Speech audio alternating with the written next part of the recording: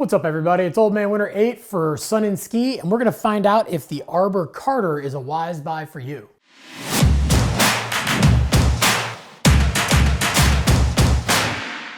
So the Carter, in my opinion, one of the best looking boards in Arbor's lineup this year. This is the pro model board of Wyoming local and rancher Mark Carter. He is one of the most beastly guys on a snowboard. He rides some of the biggest, gnarliest terrain out there, and his board can handle any of it. So right off the bat, you can obviously notice this is a very, very directional board. We have a much bigger, wider nose. We have a little bit shorter, swattier tail. So when you get this thing into some deep snow, it does want to sit the tail down and lift the nose up so you get all the float.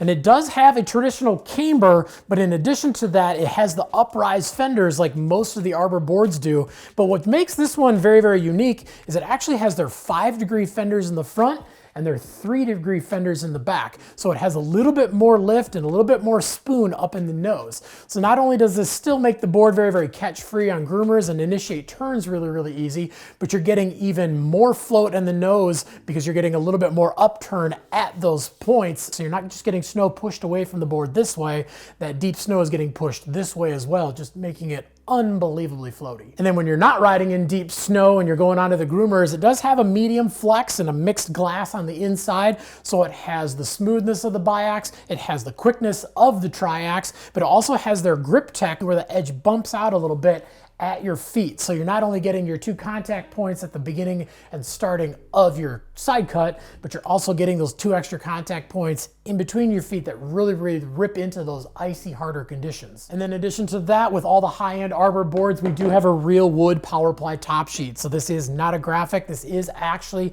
a thin piece of wood that makes up the top sheet instead of using a plastic or some material like that.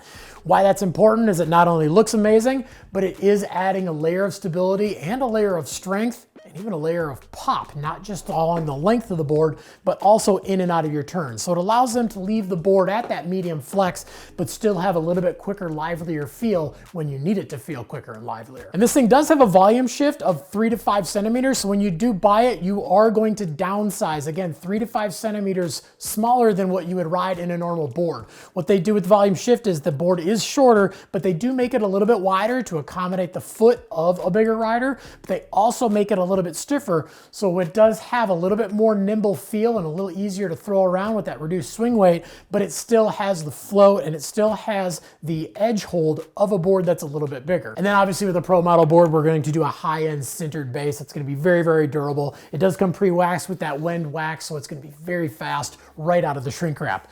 But is the Arbor Carter a wise buy for you? Well, this is going to be for those intermediate to advanced free riders, somebody that wants to go out, go fast, carve hard, and float big, but they're probably not riding the park ever. Not that you couldn't take this thing in the park, but it's not what it's meant for. Really, the combination of that volume shift with that extra width, the long nose, the 8 millimeters of taper where the nose is a little bit wider than the tail, and then that extra 2 degrees of the fenders up in the nose makes this thing want to get up on the pow, and it makes the tail want to sink down. So this thing is very, very effortless and very, very nimble when you are riding deep snow, whether you're in the trees or not. And then with the combination of their core, the mixed glass, that wood top sheet, and that grip tech makes this thing absolutely want to destroy groomers or flat snow on those days when the powder's getting a little thin or if it's just tracked out. But if you got any questions about anything that we talked about in the video, definitely leave some comments down below. Also make sure to like and subscribe to the Sun and Ski YouTube and head on into any of their locations or just check them out at sunandski.com.